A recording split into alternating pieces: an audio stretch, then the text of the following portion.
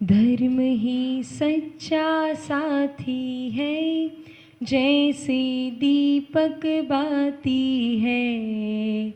छूटी ना धर्म शरण हो आत्मा, छूटी ना धर्म शरण हो आत्मा। धर्म और धर्मात्मा, ये दोनों जैसे गुण और गुणी, ये जब दोनों की बात चलती है, धर्म और धर्मात्मा, तब हमारे मन में सबसे पहले क्या नजर आता है? कौन नजर आता है? क्या और कौन नजर आता है? धर्म। धर्म की परिभाषा बताएंगे कोई? धर्म किसे कहते हैं? हाँ, रत्नकरण श्रावकाचार्य के हिसाब से अपन कि जो हमें दुखों से छुड़ाकर सुख के उत्तम स्थान तक पहुंचाए, यो धरत्युत्तमे सुखे, है ना, जो हमें ऊंचे सुख के स्थान पर ले जाता है, वह धर्म कहलाता है। और धर्मात्मा कौन कहलाता है? जो ये धर्म जो ये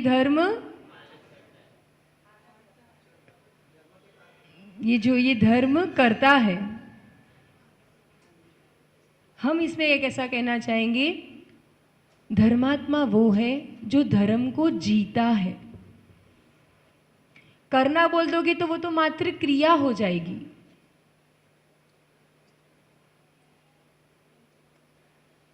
धर्मात्मा मतलब धर्म करना एक अलग बात है, और धार्मिक होना ये बहुत अलग बात है।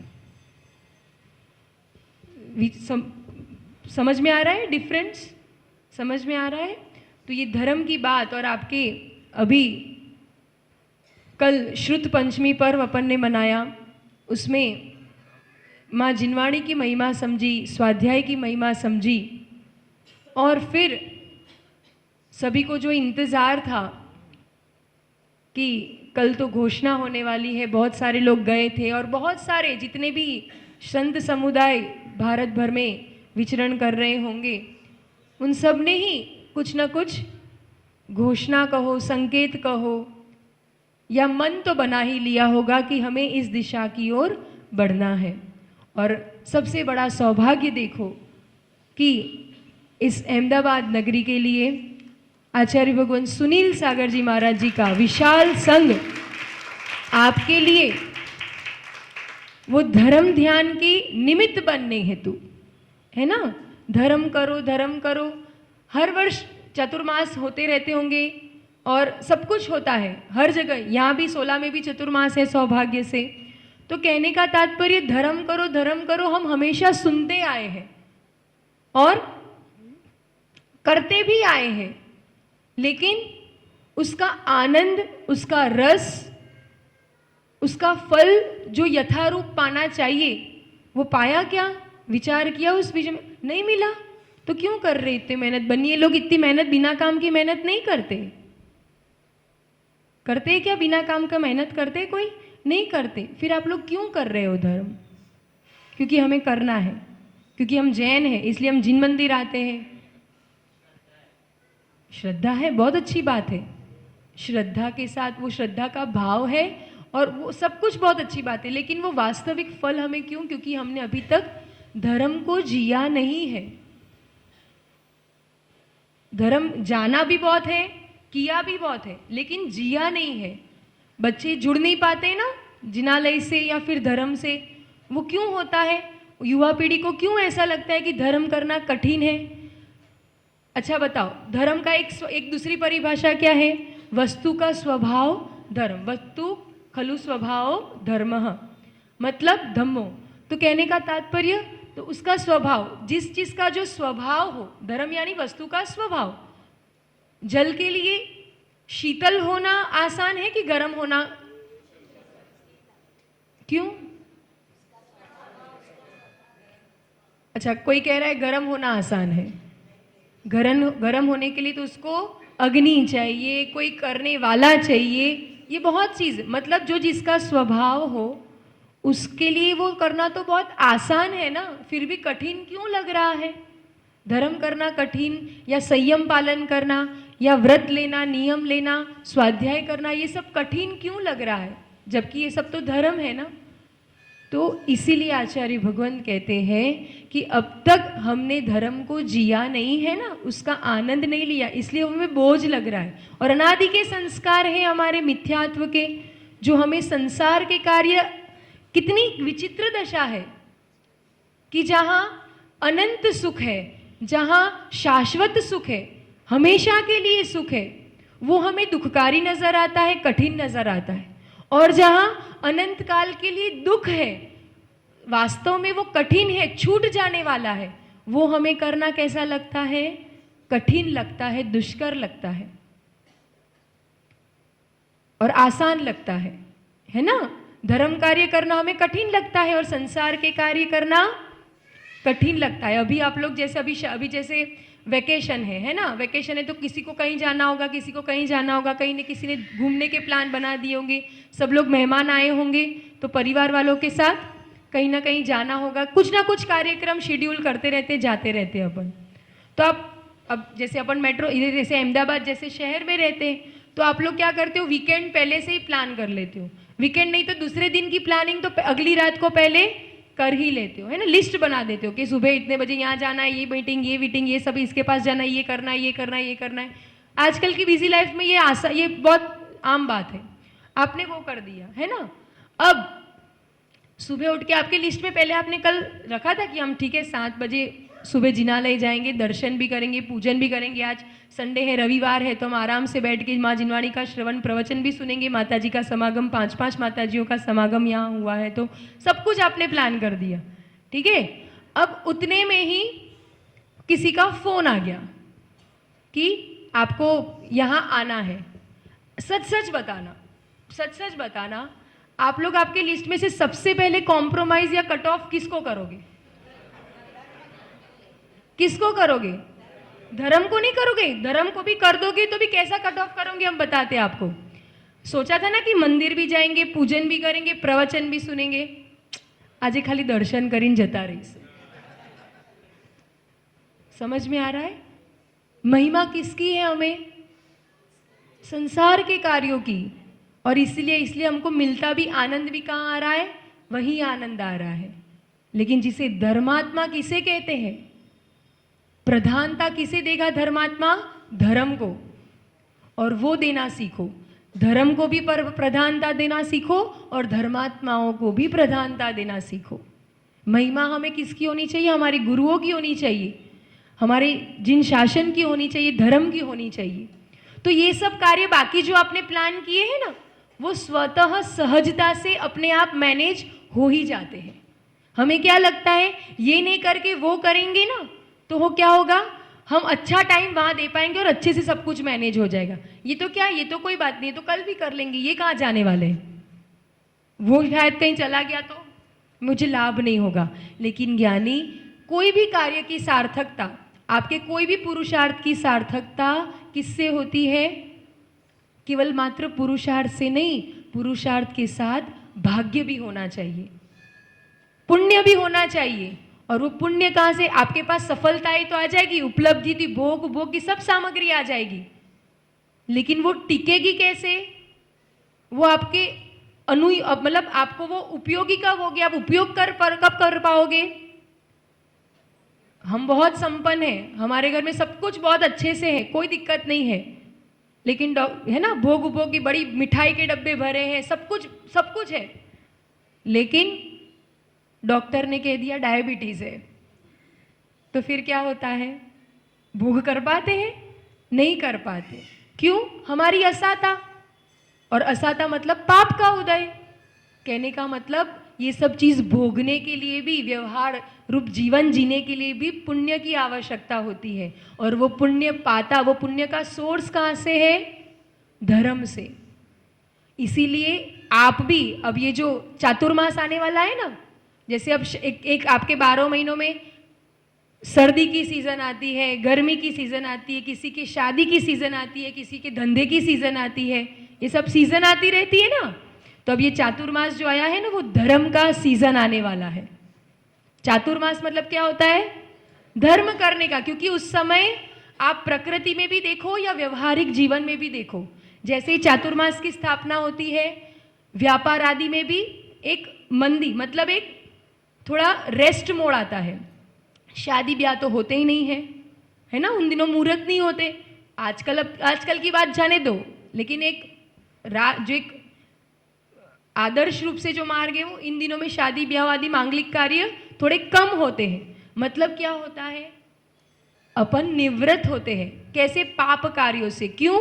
पुण्य अर्जन करने के लिए, और पुण्य आता है धर्म। इसीलिए चातुर्मास का संयोग बनता है, साधु गुरुओं का समागम होता है।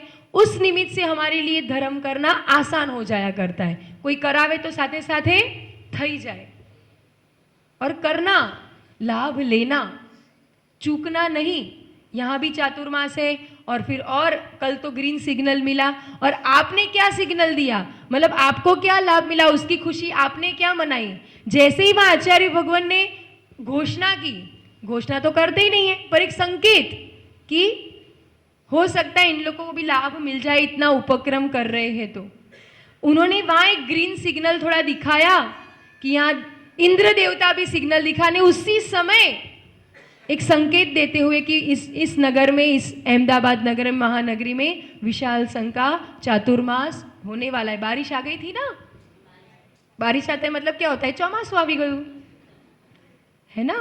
तो कहने का तात्पर्य वो धर्म का सीजन आने वाला है, और धर्म के संस्कार आज जो दोपहर में कार्यक्रम है, हम भी उन धर्म के संस्कारों का बीजारोपण करें, और अपने बच्चों के लिए भी वह श्रुत के संस्कार, जिनवाणी की महिमा, जिन शासन की महिमा, ऐसे महाव्रतियों के 5 मंगल आपके यहाँ बैठे हुए हैं।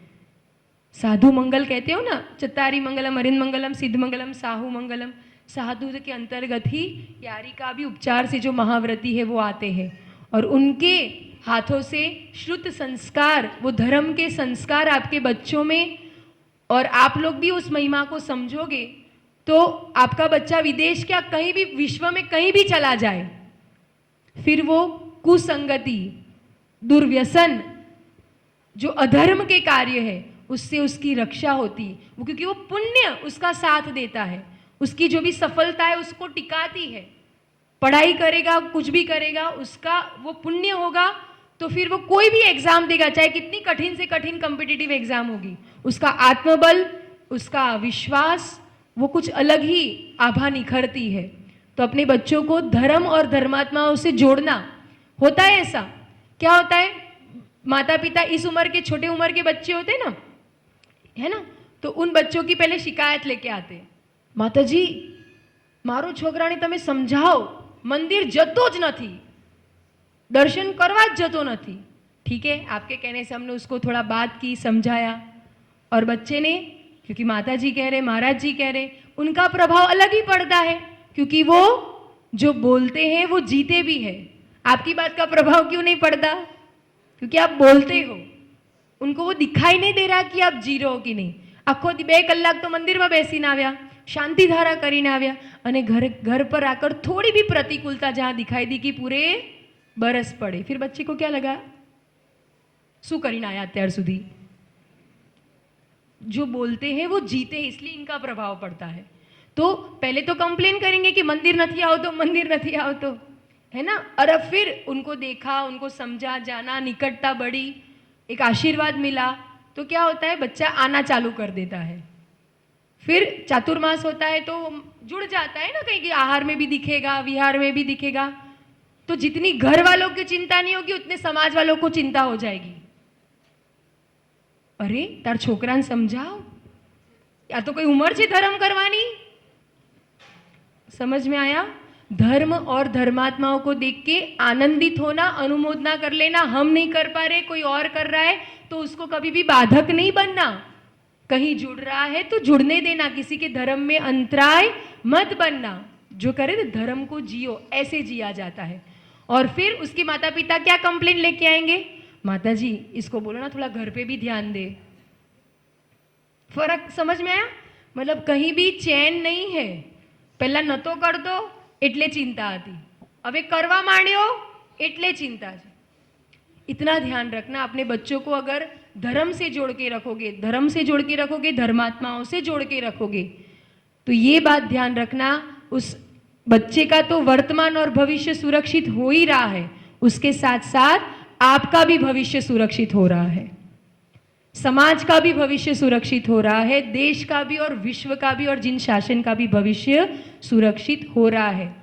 उसके ही जीवन में पुण्य बढ़ेगा तो उसके जो भी विषमताएं आती है वो कभी नहीं आएगी। इसलिए धर्म पे ऐसा अविश्वास या अश्रद्धा नहीं लाना कि धर्म करतो थई जशे तो पछी एनुं लग्न नहीं थाय, एने कोई छोकरी नहीं मळे, बहु धर्मात्मा छे तो क्या एने नौकरी नहीं मळे, ए विदेश जशे तो केवी रीते एनुं पालन करशे, पछी भूख्यो रही जशे। धर्म का प्रभाव इतना ज़्यादा होता है कि वो कहीं भी चला जाए, किसी के भी पास चला जाए, वो हमेशा आगे ही रहेगा। पुण्य है ना, पुण्य होता है वहाँ सब कुछ अनुकूल हो जाया करता है। तो इसलिए इस रूप से धर्म को जीकर हम अपने बच्चों को आज दोपहर में, आप लोग भी और आपके आसपास जितने बच्चे हो, आसपास मतलब आसपास के एरिया में भी आपके कोई परिवार वाले हो, बच्चे हो, 5 साल से लेके अविवाहित तक सभी बच्चे यहाँ उपस्थित रहेंगे। बहुत ही अनूठा कार्यक्रम, बहुत ही अनूठी एक आयोजन, एक पहल, शुद्ध संस्कार हमारे बच्चों के भीतर वो बीजारोपण होने वाले हैं। उसकी महिमा समझे और उनको लाए और हम इस धर्मात्मा बनकर, वास्तविक सच्चे धर्मात्मा बनकर धर्म का फल प्राप्त करें। और उसके साथ केवल बच्चों को नहीं भेज देना है ना, केवल बच्चे, क्योंकि बच्चों को समझा देंगे, लेकिन बच्चों को जीना किसके साथ है? माता पिता के साथ। तो माता पिता जितना समझेंगे वो उतने बच्चों का धर्म पलवा पाएंगे। अभी बच्चे, उतनी उम्र के बच्चे स्वयं तो निर्भर नहीं होते ना, वो आप लोग पर निर्भर होते। तो पेरेंटिंग, एक कुशल माता पिता कैसे होने चाहिए, धर्मात्मा माता पिता, सच्चे माता पिता, सच्चे हितैषी माता पिता कैसे, वो पेरेंट चाइल्ड रिलेशनशिप समझने, क्योंकि वही आजकल प्रॉब्लम है। माता पिता की और बच्चों के बीच में जो गैपिंग आ गया है, बच्चों को सुनना पसंद नहीं आता, आपके साथ में कहीं थोड़ी बहुत वो चलती रहती है कंट्रोवर्सी, फिर बच्चा बाहर चला जाता है। तो ये पेरेंटिंग, माता पिता के साथ एक बच्चों की परवरिश जिसे कहते हैं, वो परवरिश कैसी होनी चाहिए, तो ऐसा एक बहुत सुंदर मार्गदर्शन एक सेशन के माध्यम से, पेरेंटिंग, पेरेंट चाइल्ड रिलेशन का सेशन, और बच्चों के लिए शुद्ध संस्कार के, उनके लिए टिप्स दी जाएंगी माताजी के माध्यम से, दो सभी माताजियों के माध्यम से, कि कैसे बच्चे का भविष्य उज्जवल बने। और आप लोगों को सिर्फ एक नियम देकर हम इस बात को विराम देंगे। हर बार हम कहते हैं, ये जो भी बड़े बड़े जिनके माथे पे चांदी चांदी आ गई है या बिल्कुल उड़ गए हैं, है ना, उन सब ने अपने जीवन में पावर ऑफ अटॉर्नी बना दी होगी कि हमारे वारिसदार, आप सब ने ही बना दी होगी, या सोच तो लिया ही होगा कि हमारा वारिसदार कौन है। ये जो भी हमारी धन संपत्ति है या जो भी सोच लिया होगा ना, अपने बेटों को ही बनाओगे, पड़ोसी के बेटों को तो बनाओगे नहीं, अपने बच्चों को ही बनाओगे, ठीक है।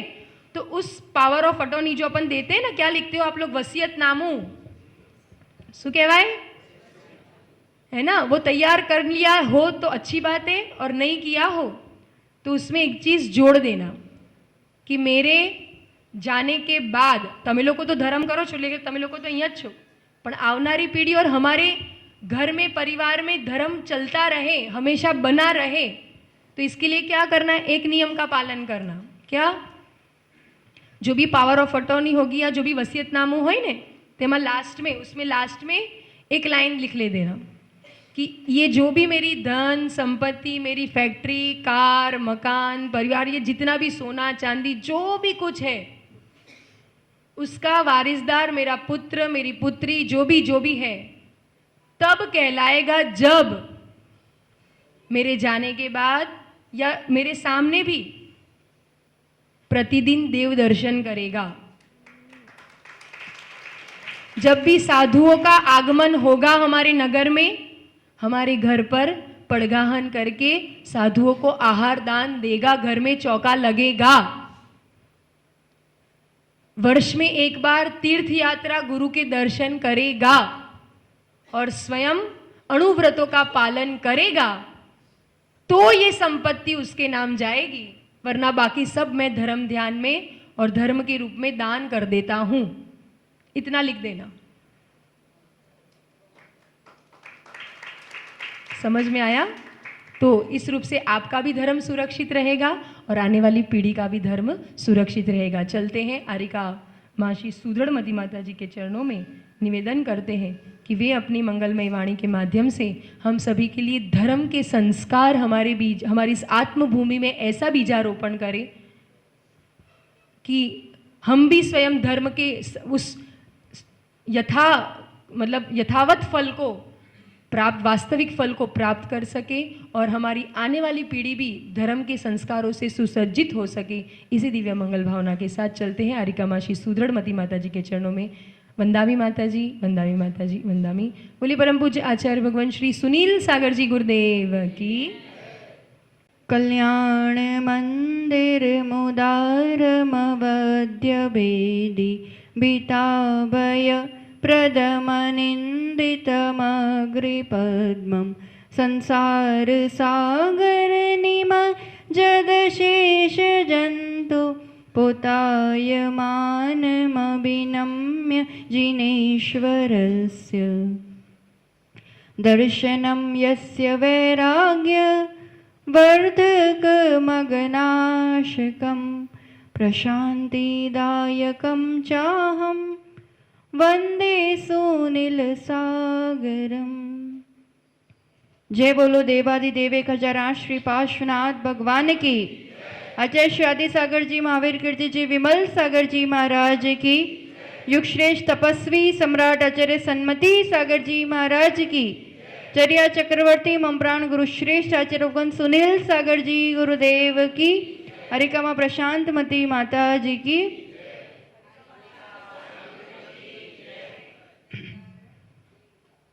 एक बार की बात है, एक व्यक्ति ने सुना कि गंगा में स्नान करने से जीवन भर के पाप धुल जाते हैं, कि ये तो बहुत अच्छी चीज़ है, जो मर्जी करो और एक बार जाओ और गंगा में स्नान कर लो। तो वो तो गंगा तट पर पहुंचा। लोकुत्ती है ना, लोक में मान्यता है इस रूप की। तो वो तो गंगा तट पे पहुंचा और गंगा से पूछने लगा कि कहते हैं कि आप में स्नान करने से पाप धुल जाते हैं, तो जो जो स्नान करता है सारे पाप तो आप में आ जाते होंगे, तो फिर आप इतने सारे पाप का क्या करते हो?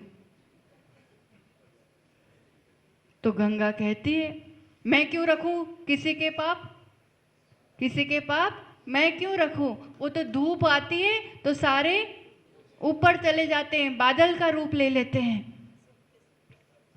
अच्छा, तो फिर बादल से पूछना पड़ेगा कि वो क्या करता है इन पापों का। तो बादल कहते हैं, देखो मैं तो पाप इकट्ठा कर करके काला हो जाता हूँ। अब जब काला हो जाता हूँ ना, पाप भर जाते हैं, तो फिर जिसका होता है उसके माथे बरसा देता हूँ। એમાં તાલી શું પાડવાની હતી? જેને કર્યું એને મળ્યું એટલે એની खुशी થઈ। ज्ञानी माँ जिनवाणी रूपी गंगा हमारे लिए यही उपदेश दे रही है। ये बहुत बड़ा सिद्धांत है जीवन का, जीवन में समता को लाने का, जीवन में धर्म को जीने का। जो जैसा कर्म करता है, मन वचन काय से जो भावनाएं परिणाम करता है, उस अनुरूप उसे फल मिलता ही मिलता है। कौन कौन जानते इस सिद्धांत को? ये सब चीज में सब शब्द क्यों आ जाता है? कौन जानता है? यहाँ बैठे जानते हैं, ठीक है।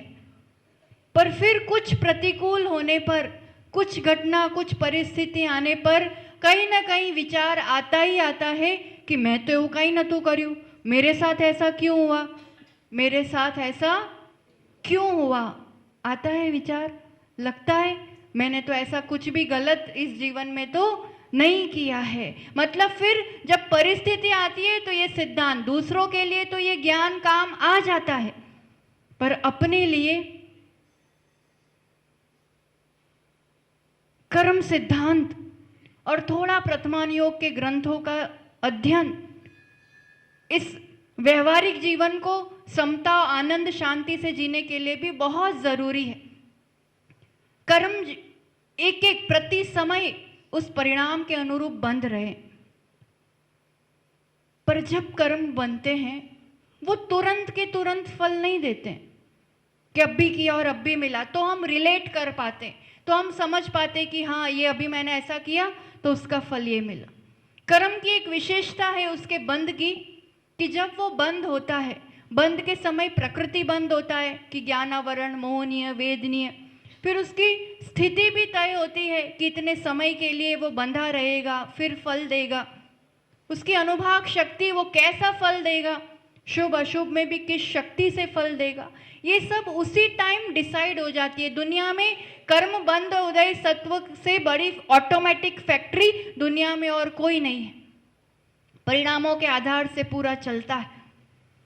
पर जब उसकी स्थिति बंद होता है, मान लो आप अभी अच्छी जगह बैठे हो, साता का बंद कर रहे हो और 1000 वर्ष का बंद हुआ इसी समय, तो अब वो कब फल देंगे? बंद तो अभी गए, अब 1000 वर्ष बाद फल देंगे, ऐसा?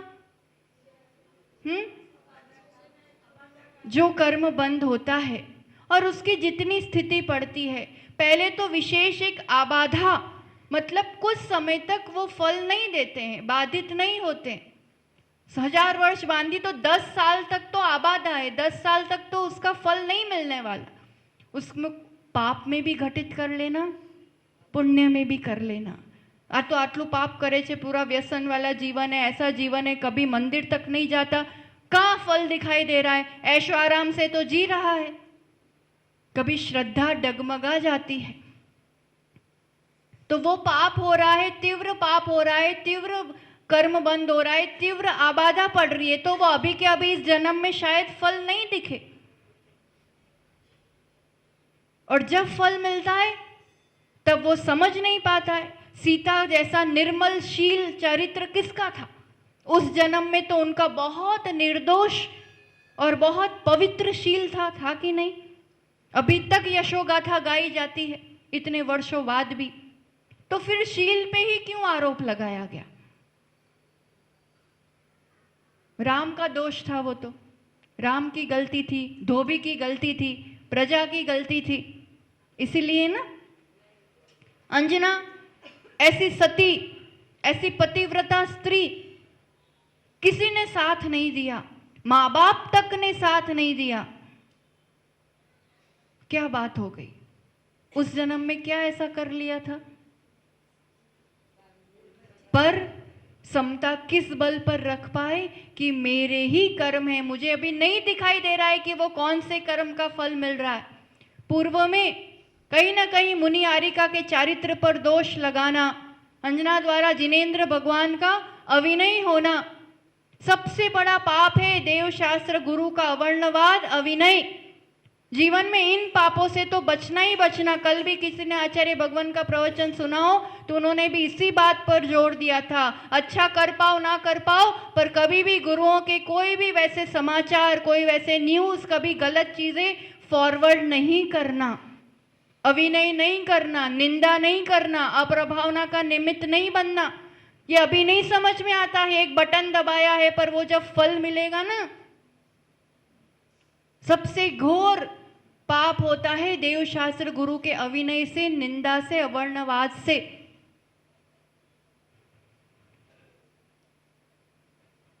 तुरंत फल नहीं मिलता है, पर जब भी मिलता है मेरे किए हुए कर्म का ही फल मिलता है।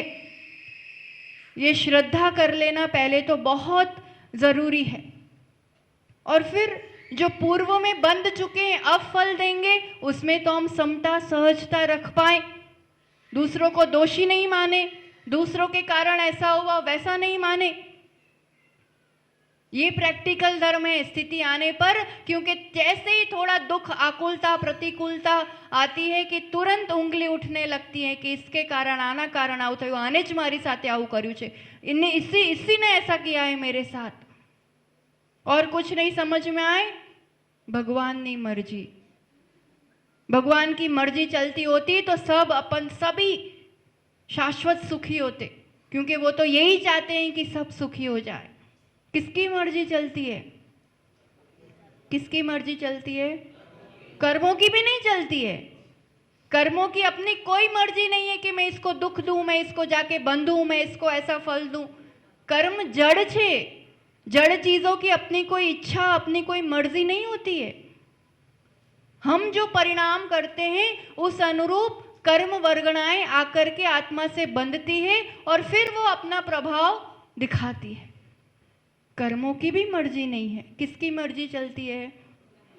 हमारे भाग्य का निर्माण करने वाले, हमारे जीवन को तय करने वाले, मारो जन्म अहींया ज केम थयुं, मारी साथे आवुं केम थयुं, ये सब जो भी चीजें, अभी चल करके मंदिर तक भी आए हैं, संडे कोई आराम से सो भी सकता है। शू जरूर છે આજે વહેલા ઉઠવાની, આજે આરામથી ઉઠીશું, એસી में आराम से पड़े, और आप फिर भी चल करके उसी संडे को यहाँ आके बैठे। कौन લઈને આવ્યું? कयो कर्म લઈને આવ્યો તમને? आप कहोगे पुण्य का उदय, तो वो एसी में बैठा है उसका पुण्य का उदय नहीं है? पुण्य का उदय तो सबका चल रहा है। ये आपकी चॉइस है, ये आपका निर्णय है, ये आपका पुरुषार्थ है, ये आपकी रुचि है, जिस अनुरूप आप अपनी शक्ति का उपयोग कर रहे हो। तो मनुष्य जीवन मनस्वी है, मन है। हम बहुत अधिक पुरुषार्थ के बल पर पूर्व के पापों को भी काट सकते हैं, अभी भी अच्छा पुरुषार्थ करके अच्छे भविष्य का निर्माण कर सकते हैं। ये शक्ति इस मानव में, उसकी बुद्धि में, उसके शोभशम में, उसके मन के द्वारा है। पहले तो ये निर्णय पक्का हो, जीवन, मेरा जीवन मेरे हाथ में है, मेरी जिम्मेदारी है। जब मेरी जिम्मेदारी आ जाती है तो अब जो उदय आएगा उसमें समता रखेंगे, और अब जो कर रहे हैं उसमें सजगता रखेंगे। दो चीजें आ जाती हैं। जो कर्म का फल मिल रहा है उसमें समता, यही उपाय है। कर्म फल देके चले जाएंगे, और अभी प्रतिपल जो कर रहे हैं उसमें सजगता। एटलीस्ट इतनी सजगता हो कि बड़े बड़े पापों से बच जाए, व्यर्थ में होने वाले पापों से बच जाए। धर्म की बात अभी चल रही थी, और धर्म में आचार्य भगवान ने एक ही सूत्र में कह दिया, अहिंसा परमो धर्म। प्रतिपल धर्म कैसे पालन होगा? व्यवहार में हर पल क्या पालन करना रहेगा? मंदिर आई गया એટલે धर्म થઈ ગયું એવું नहीं। यहाँ तो वो शक्ति, वो समझ लेने के लिए आते हैं। तीन चीजें जो आपके लिए बताई गई है प्राथमिक रूप से श्रावक धर्म के अंतर्गत, वही तीन चीजें भी पूरी पालन हो जाए। पहला तो देव दर्शन करना, दूसरा શું કીધું છે? रात्रि भोजन त्याग, तीसरा पानी छानकर पीना। दो कैटेगरी जो है, रात्रि भोजन त्याग, पानी छानकर पीना, वो आपके दिन रात में होने वाले सबसे बड़े पाप से बचा लिया। देव दर्शन आदि से मतलब एक पुण्य सोर्स से जोड़ दिया। ये दोनों चीजें एक साथ हो जाती है, जीवन के एक आगे बढ़ने का क्रम बहुत सहज सुगम हो जाता है। प्रतिपल हिंसा के द्वार खुले हुए हैं। द्रव्य से भी हिंसा होती है, भाव से भी हिंसा होती। जो ना द्रव्य हिंसा करते ना भाव हिंसा करते, वो मुनिराज हुआ करते, परिपूर्ण रूप से अहिंसा महाव्रत के धारी। अब उतना तो वो वाली अवस्था तो है नहीं। अब आप जिस अवस्था में हैं, अगर प्रमाद है, असजगता है, असावधानी है, तो भावों से तो हिंसा हो रही है, द्रव्य से हो ना हो जरूरी नहीं है। आप घर से यहाँ तक चल के आए, ठीक है ना, कोई गाड़ी से आया होगा, कदाचित कोई पैदल भी आया होगा। वहाँ से आए तो कितने लोगों का निरंतर ये विचार या निकलते समय ये संकल्प रहा कि मैं पहुँचूँ वहाँ तक, मैं ध्यान रखूँगा कि कोई चींटी नहीं आ जाए, कोई जीव का घात नहीं हो जाए। ऐसा सोचा था निकलते टाइम? संकल्प किया था? नहीं किया था। तो अब रास्ते में कदाचित एक चींटी, दो चींटी मरी हो, किसी को नहीं भी मरी हो, किसी को 10 भी मरी हो, पर नहीं भी मरी तो भी आपने पूरे रास्ते पाप आश्रव कर लिया, क्योंकि आपने वो भाव, वो सजगता नहीं रखी थी। और वो संकल्प करके मान लो, और एक कदाचित ध्यान रखते रखते भी किसी जीव का घात हो जाए, तो भी वैसा पाप नहीं लगेगा, क्योंकि आपने पूरी सावधानी रखी थी। कितनी चीजें हम खुद द्रव्य हिंसा नहीं कर रहे, हम खुद जाकर के किसी को नहीं मार रहे, पर सिर्फ अनुमोदना में इतनी चीजों से तो बच ही सकते हैं। अभी युद्ध हुआ भारत पाकिस्तान का, कोई भी न्यूज आएगी यहाँ ऐसा हो रहा है, वहाँ इस रूप से चल रहा है, यहाँ ये ऐसा हो रहा है, एकदम बराबर थोड़ा आउ तो करवानू चाहतु आता है विचार। कभी कभी आप जाके लड़ रहे हो वहाँ, देशभक्ति की जगह बात अलग है कि देश का अच्छा हो, जिनके साथ गलत हुआ उनके लिए भी सांत्वना भाव रहे, वो अलग बात हो जाती। कहीं भी कोई हिंसा का कार्य हो रहा है और उसमें मुझे मज़ा आता है, या उसमें हम अनुमोदना करते हैं, या ये तो बढ़िया हुआ, कोई ना लेना ना देना, ना तुम्हें वहाँ जाना है ना कुछ करना है, कोई भी न्यूज़ पढ़ के, कोई भी चीज़ पढ़ के हम इतना इन्वॉल्व हो जाते हैं और हम उस रूप की कई अनुमोदना कर लेते हैं। अनुमोदना का भी पाप किसको भुगतना पड़ेगा? बिना किए क्यों फल भुगतना, सिर्फ अनुमोदना का। जो जैसी व्यवस्था है, जो जैसा चल रहा है ठीक है, हम अपनी तरफ से इन व्यर्थ के अनुमोदना से बचे। करने वाला एक, भुगतने वाले अनेक हो जाते।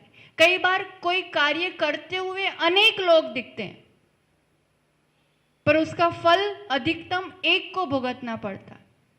मेरे तो बढ़िया सा एक छोटा सा प्रसंग भी हो, सगाई का, शादी का या बर्थडे का या जो भी, ऐसा ठाठ से होना चाहिए, इस जगह होना चाहिए, वैसा होना चाहिए।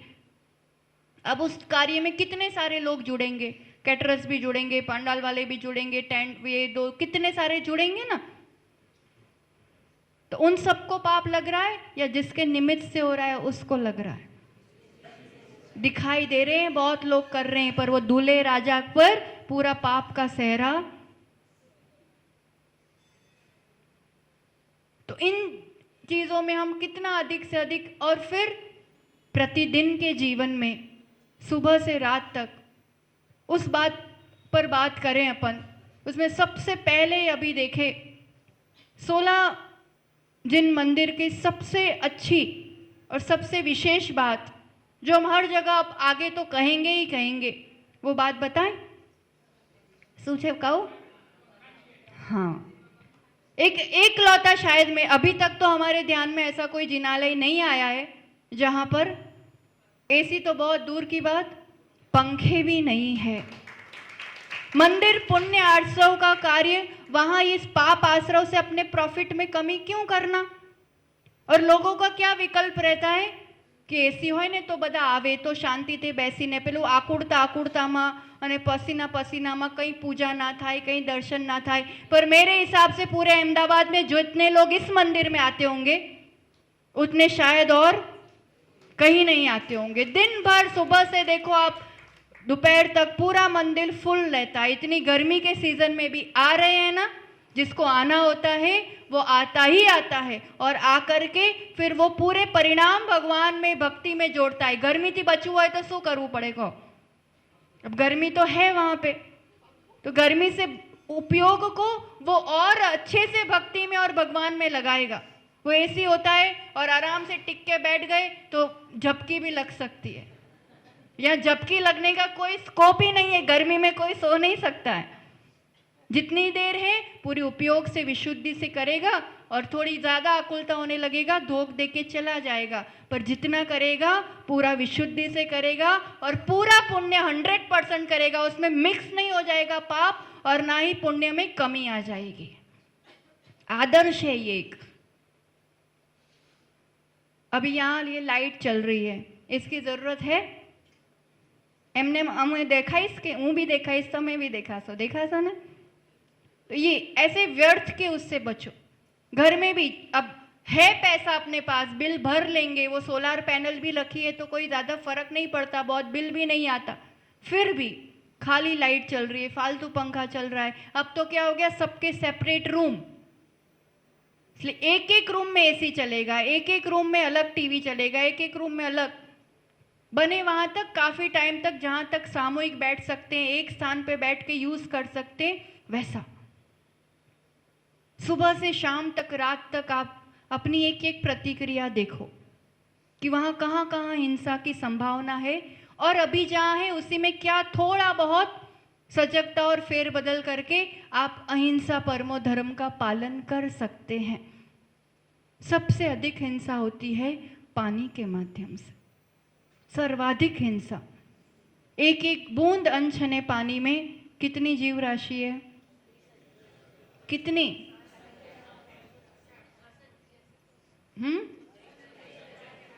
36,000 वगैरह तो साइंस ने भी प्रूव कर लिया, और आगम तो असंख्यात, गिन नहीं सकते, बस दिखते नहीं है। और पानी तो ऐसा लगता है फालतू है, पानी तो फ्री का मिलता है, पानी तो कितना ही बहे क्या फर्क पड़ता है। पानी से ज्यादा अनमोल और कीमती इस सृष्टि पर और कुछ नहीं है। बिना घी के, बिना भोजन के एक दिन चल जाएगा, बिना पानी के नहीं चलने वाला है। तो पहले तो उसकी वैल्यू और महिमा समझ में आए, और फिर उसके साथ थोड़ी दया, थोड़ी करुणा। हमें कोई घोट दे, हमें कोई, तो कैसा लगता है। पानी छान कर पीना, ये जो प्राथमिक रूप में रखा है, ये क्यों रखा गया है? क्यों रखा गया है? पानी छानना, छन्ने से आपने पानी छान लिया, जो भी पीने का पानी है, ठीक है। यहाँ अभिषेक के लिए भी कौन छानता है पानी? पुजारी। पानी छान के अब वो सारे जीव जो एक घड़ा पानी है, ठीक है, एक घड़ा पानी जो पूरा छाना, सारे जीव कहाँ हैं? वो असंख्यात असंख्यात असंख्यात, कितनी सारी बूंदे हो गई ना, तो कितने सारे जीव कहाँ है? अब वो कहाँ है? अब वो छन्ना उठाया, बेसिन में यूं किया और सुखा दिया, कहाँ गए सब जीव? तो पानी छानने का अपना उद्देश्य क्या है? सिर्फ पानी छान के वो जीव हम अपने पेट में डालने से बचा ले, उतना ही नहीं है। पानी छानने का मूल उद्देश्य पानी में जो भी जीव राशि है, त्रस्त जीव राशि है वो, और श्रावक को त्रस्त जीवों का घात से तो बचना ही बचना चाहिए। इतने सारे मर्डर, इतने सारे, आप सोचो वो एक एक इतना पाप का बोझ कहाँ जाकर के, कितनी असाता असाता असाता फिर जीवन में इकट्ठी होती जाएगी। उम्र बढ़ते बढ़ते इतनी असाता क्यों आती है? क्यों आती है? जो शरीर साथ ना पे, इंद्रिय साथ ना पे, जरूरी नहीं है अहिंसा पूर्ण जीवन हो। 90 साल के, 95 साल के भी हमारे संग में देख लो, टिप टॉप जीवन जीते हैं एकदम। जितनी जितनी हिंसा बढ़ती है वो कलेक्ट हो के पाप कब उदय में आएगा? यहीं तो आएगा, आगे आएगा।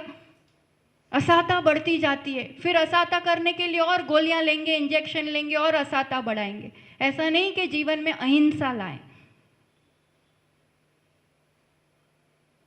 पानी तो सभी छानते होंगे जितने यहाँ बैठे, उतना हमें पूरा विश्वास है। पर वो पानी छानने के बाद छन्ने का क्या करते, उस जीवाणी का क्या करते, बताओ क्या करते हो?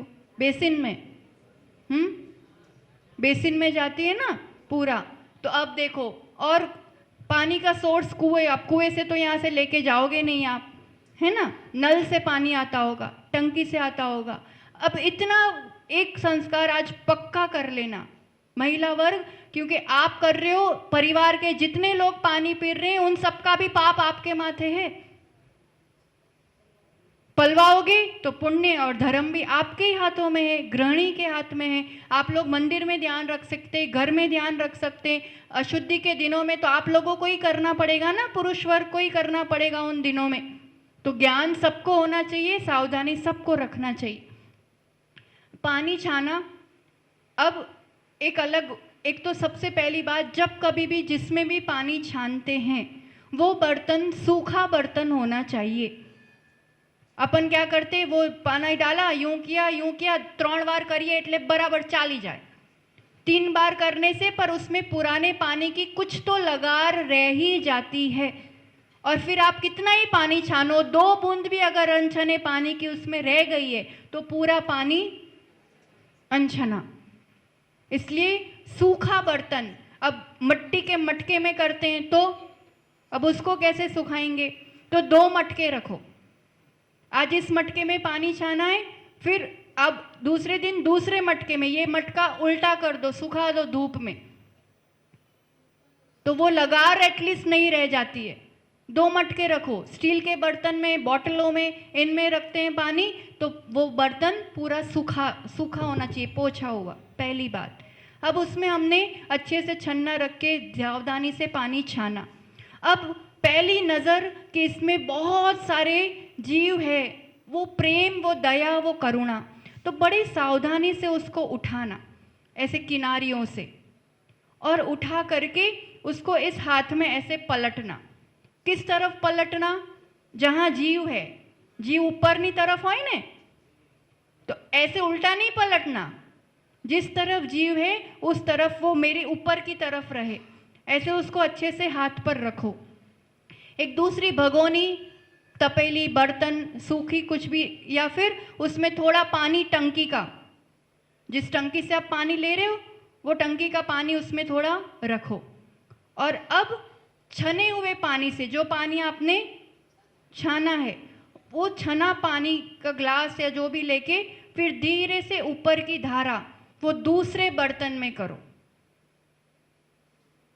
पहला काम ये, सीधा बेसिन में कभी भी नहीं, क्योंकि गटर में जाने से गटर का एसिड, गटर का जो माहौल, वो जीव मरेंगे तो मरेंगे, पर बहुत तड़प तड़प के मरेंगे। कैसा होता है गटर का वातावरण, उसकी स्मेल, उसकी गंध, उसकी वो एसिड, वो सिर्फ सहन कर पाएंगे वो लोग, तो वो तड़प के मरने से तो हमें और तीव्र असाता बंद होता है। इसलिए कभी सीधा यूं नहीं करना छानने के बाद, वो तो यहीं के वहीं मर्डर हो गया। सीधा बेसिन में ही नहीं करना, सीधा गटर में नहीं जाए, इतनी सावधानी रखना। तो क्या करना, दूसरे बर्तन में हमने ऐसे 3 बार 4 बार धार कर ली, वो सभी जीव कहाँ आ गए? कहाँ आ गए?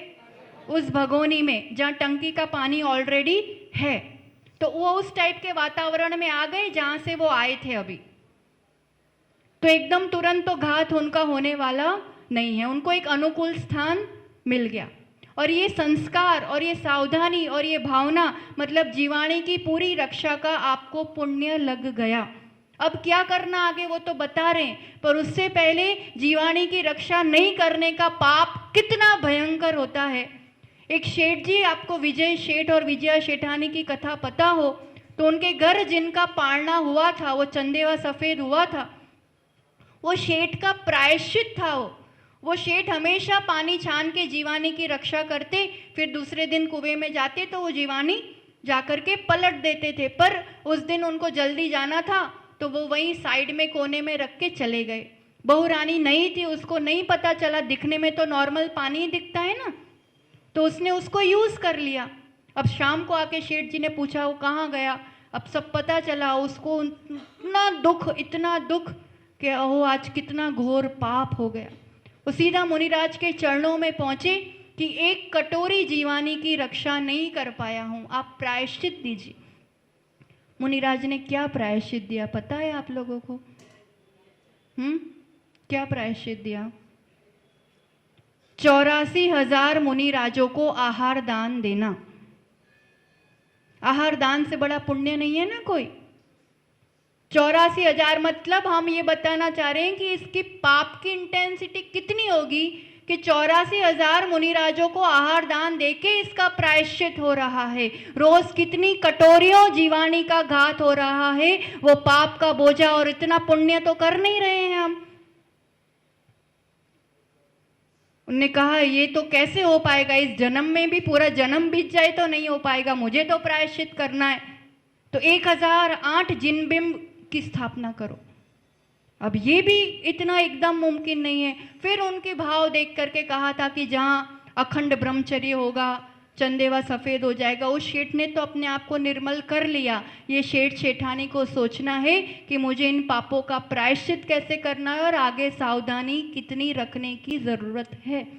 महिमा जगती है ना तो प्रमाद भग जाता है। कौन करे तो चाले तो बदावे तो आउट चालतू जायु छे, आ नऊ नऊ कहाँ आई गयो? नहीं, जैसा करना चाहिए था वैसा हम अभी तक नहीं कर पाए हैं और अब करना है। अलग बर्तन में जीवानी आ गई, अब उसको क्या करोगे? सबसे बेस्ट है आप उसी टंकी में पहुंचा पाओ। તમારા ઘરે ટાંકી છે, टंकी खुल सकती है वैसा है, तो गए वो पानी अच्छे से टंकी में डाल दिया, जहाँ से जीव आए आपने उनको वहीं पहुँचा दिया। वो सबसे बेस्ट उपाय।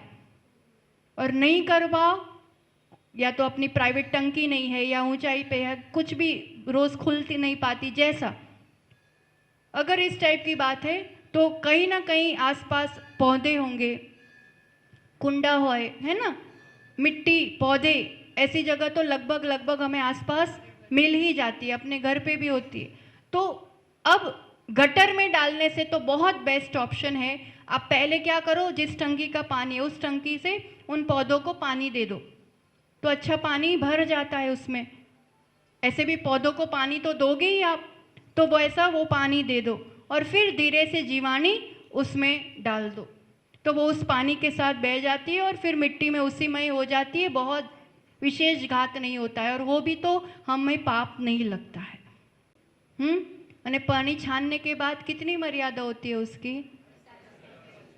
और हम कब तक पीते हैं उसको? हाँ, मतलब छानना सिर्फ फॉर्मेलिटी हो गई है ना जीवानी की रक्षा हो पा रही है, ना बाद में अब असंख्यात जीव की उत्पत्ति हो रही है। फ्रीज का ही पानी पीना है, अच्छे से उबाल लो, 6-8 घंटे तो चल जाएगा। फिर शाम को भी एक बार ऐसे छान लो और फिर थोड़ा उबाल लो, गरम कर लो, कुछ नहीं तो सौंफ डाल दो, लौंग डाल दो, कुछ भी इस रूप से उसका स्पर्श, रस, गंध, वर्ण बदलना चाहिए। 6 घंटे की, 12 घंटे की, इस रूप से मर्यादा आपके हाथ में है। आप चाहो तो एटलीस्ट रसोई में पीने में होने वाले पानी का तो करो, फिर नहाने धोने में और कपड़ों में, बर्तन में, ये तो कामवाड़ी करे, એટલે અમને તો પાપ લાગતું જ નથી, है ना? क्यों? कपड़े बर्तन तो काम वाली करेगी ना, तो उसे पाप लगेगा, अपन को कहाँ लगना है, इसलिए उसकी चर्चा नहीं करते। नहीं लगेगा ना आप लोगों को? तो मशीन ने पाप लागसे कि काम वाली ने लागसे? किसको लगेगा? आपको ही लग रहा है तो वो भी चाहे तो व्यवस्थाएं, बाल्टी में छन्ना रख लो, पानी आता है उस रूप से उसमें, और फिर दूसरी बाल्टी, टंकी, जहाँ भी बड़ा सोर्स है पानी का, मूल चीज़ें समझ में आनी चाहिए कि करना क्या है। तो फिर अभी बर्तन धुलने, अभी कपड़े धुलने। और आप लोगों के लिए एक और बात बताना चाहेंगे, इस टाइप का अहिंसा फिल्टर, अहिंसा फिल्टर करके भी आता है, आप लोग के लिए कांटेक्ट वगैरह दे दिया जाएगा। उसमें क्या होता है, जो टंकी है मूल, जहाँ से सब चीज़ें जगह से पानी आता है, वो टंकी में वो फिल्टर लग जाता है। तो अब उसमें से जब पानी आएगा तो छन के ही आएगा, तो पानी जो बाकी गया, जीवानी कहाँ हो गई, टंकी के टंकी में ही रह जाती है। पानी छन के आता है तो जिस नल में आएगा, जहाँ जैसा यूज़ होगा, वो छन के ही आता है। ऐसा अहिंसा फिल्टर जो मूल सोर्सेज में लग जाता है, मशीन में भी लग जाता है, वॉशिंग मशीन हो तो मूल टंकी में भी लग जाता है। इस रूप की व्यवस्थाएं श्रावकों ने तैयार की है। अपने घर में बहुत कम पैसों में ये चीज़ें, तो बहुत बड़े पापों से हम बच जाया करते हैं। कहने को बहुत कुछ है, समय भी हो रहा है, पर रोज़ के जीवन में जो साबुन यूज़ कर रहे हैं, जो शैम्पू यूज़ कर रहे हैं, जो कॉस्मेटिक्स यूज़ कर रहे हैं, उन चीज़ों में भी हर्बल यूज़ करो। अंडा मिश्रित, मांस मिश्रित, वैसी चीज़ें, ब्रांडेड चीज़ें यूज़ करना ज़रूरी नहीं है। करना पड़ेगा, पर जितना जितना अहिंसक हो वैसा प्रयास करें। और समय रहा तो आगे चर्चा करेंगे, पर आज अहिंसा की और जल की बात चली है, तो एक और, अपने हर घर में टंकी होती है, बोरिंग से या नीचे की टंकी से ऊपर की टंकी में पानी जाता है। पानी चालू करके फिर कहीं बैठ जाते हैं, भूल जाते हैं, तो फिर क्या होता है, टंकी ओवरफ्लो होती है, कितनी सारी बाल्टियों की बाल्टी पानी वेस्ट चला जाता है। और उसमें आप बंद भी कर दो तो भी उसके बाद भी 2-3 बाल्टी तो ऐसे ही प्रेशर के कारण वेस्ट चली जाती है। एक तो गटर में जाना, वेस्ट होना, और फिर इतना पानी न जाने कितने जीवों के लिए काम आ सकता था। तो इस रूप से एक ऐसा वाटर ओवरफ्लो अलार्म मशीन आता है। तो ये मशीन आप अपनी टंकी में वायर से, इसमें लिखा है सब, आप लगवा देते हैं ना, तो जैसे ही टंकी भरने आए वो बोलने लगते हैं, आपकी टंकी भर गई है, आप बंद कीजिए, ऐसा बोलती है ये। तो आप तुरंत टंकी बंद कर दो तो काफ़ी पानी को वेस्ट होने से, बर्बाद होने से, गटर में जाने से आप बचा सकते हैं। इसमें तो कोई बहुत बड़ी बात नहीं है। और आप घर जाओ, बजार जईने बीजी बधी तो याद आई जाए, पण आ वस्तु कदाच याद आवे के ना भी आवे। तो कुछ यहाँ पर हमारे पास भी उपलब्ध हैं, कुछ श्रावक दे करके गए थे। आरिका विज्ञानमती माता जी इस चीज़ का बहुत विशेष रूप से सबके लिए प्रभावित और प्रेरित करते हैं।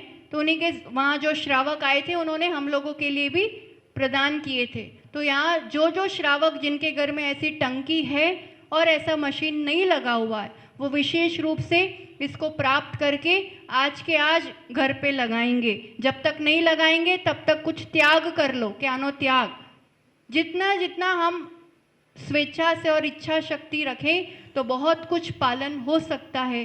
प्रतिपल जो कर्म बंद हो रहा है उसमें थोड़ी सावधानी हमारे लिए वर्तमान और भविष्य को उज्जवल, सिक्योर्ड और ब्राइट कर सकती है। तो इसी भावना के साथ माता जी ने कहा दोपहर में भी इसी रूप से जीवन शैली में माता पिता और बच्चों को किस रूप से अपना जीवन उन्नत करना चाहिए, उनके लिए विशेष संबोधन आदि, भक्ति, गरबा, गुरु पूजन सभी समावेश इस कार्यक्रम में किया जाएगा।